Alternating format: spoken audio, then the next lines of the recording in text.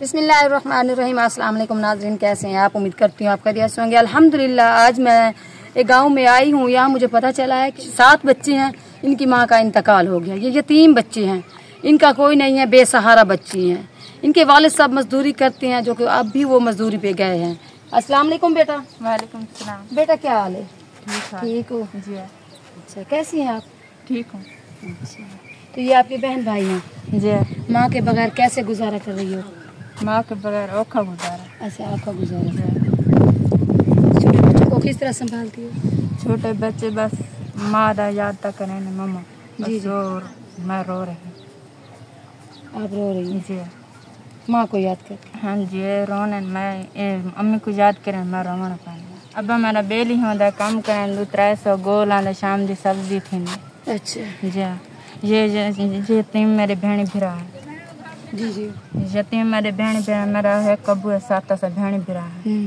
वो शाम दा 200-300 गोला ने सब्जी जोगा थी बस सवेर नाल मां मजदूरी ते सारा कमरा ये जड़े चसरान है। जी जी। दो सारे पर्दा करने में पर्दे का मसला होता है, मैं पर्दे डाल। अच्छा, पर्दा करती हूँ? पर्दा करती हूँ। ठीक ठीक। हम यतीम हैं, हमारी मम्मा नहीं है। ठीक। मैं इस बच्चा को सहारा दे रही हूँ। आप इस बच्चों का सहारा बनी हुई हैं। माँ की कमी महसूस होती है जी। रोते भी होंगे मम्मा के लिए। बच्चों, मम्मा की याद आती है? बहुत ज्यादा आती है। आप लोगों के कपड़े नहीं है, शूज भी नहीं है? कपड़े कहने जितनी भी नहीं है। मैं यतीम बच्चे अम्मी हो गए तो अम्मी घेन के आवे है मम्मा। जड़ यतीम हो जाए उसकी माँ बहुत सहारा होगी। जी जी। माँ तो वैसे भी सहारा होती है। माँ नहीं है तो ये यतीम बच्चे हमारा सहारा करते हैं। हो तो ये यतीम बच्चे हैं। ये बाजी स्कूल जाते हैं? जी। स्कूल जाते हैं? जी। सरकारी में जाते हैं या प्राइवेट में? सरकारी में। सरकारी में। दस्ते नहीं है।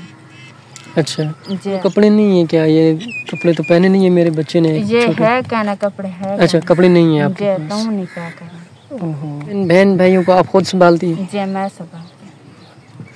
अल्लाह पाक। मामा के लिए रोना आता है? हाँ जी, रोना आता है। अच्छा, बहुत याद आती है। ये बच्चे जब माँ का नाम लेते होंगे तो आप परेशान होती होंगी? हाँ जी, ये ना लेते मैं रोना खा। बेटा अस्सलाम वालेकुम। बेटा कैसी हैं आप? ठीक है। सुनाओ, मामा की याद आती है बेटा? जी। मामा आपकी कैसे फौत हुई थी? क्या हुआ था मामा को? मेरी माँ को दमा उनको दमा की बीमारी थी। जी।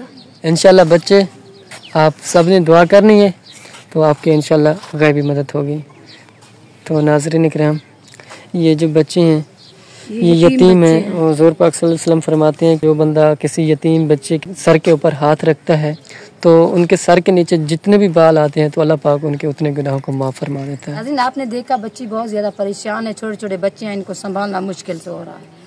इनका कहना है कि अब्बू मजदूरी पे जाते हैं तो 200-300 ले आती हैं, जिसकी वजह से हमारा अपना पेट बड़ी मुश्किल से पल रहा है।